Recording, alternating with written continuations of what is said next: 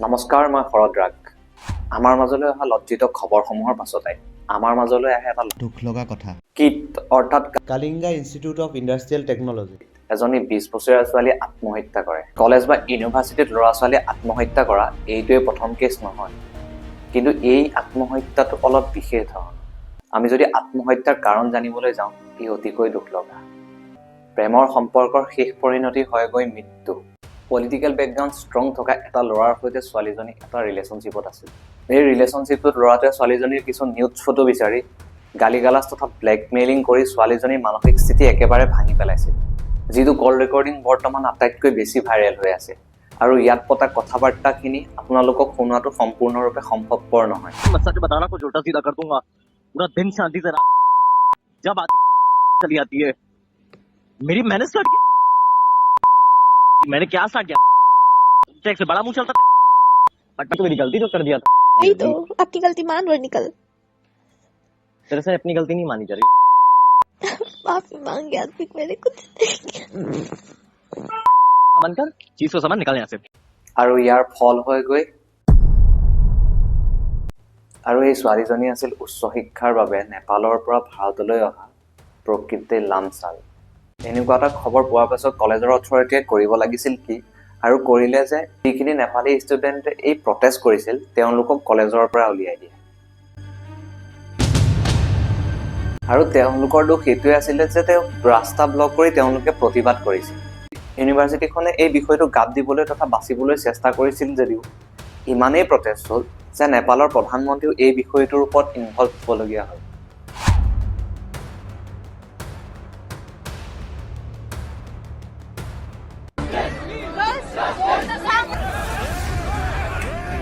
ইয়াৰ লগে লগে Nepali student ইউনিয়নো active হয় আৰু তেওঁলোকেও প্ৰটেষ্ট কৰা আৰম্ভ কৰে।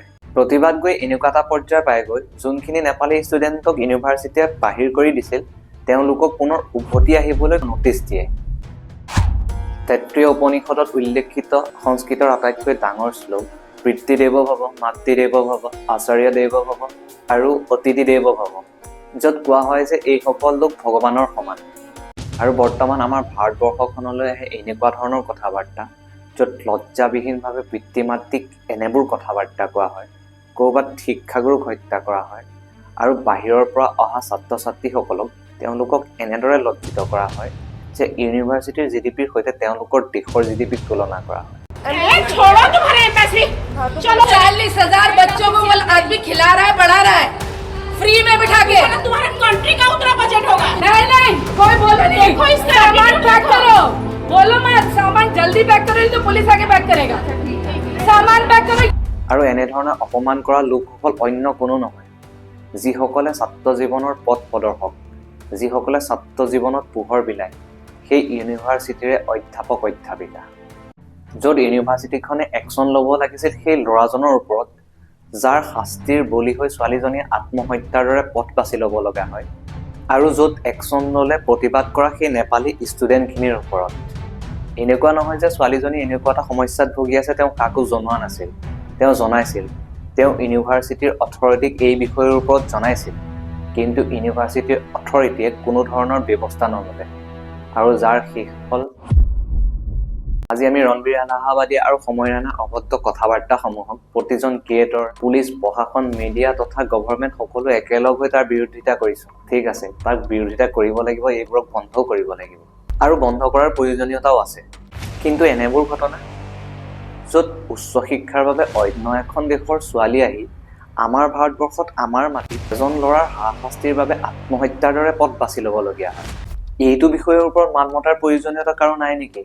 প্ৰতিজন লোকে ইয়াৰ বিৰোধিতা কৰাটো প্ৰয়োজন, যাতে দোষীয়ে শাস্তি পাব লাগে। য'ত পিতৃৰ এটাই কথা তথা এটাই আশা যে দোষীয়ে শাস্তি পাব লাগে। डिमांड हम लोग का जस्टिस, ओनली जस्टिस।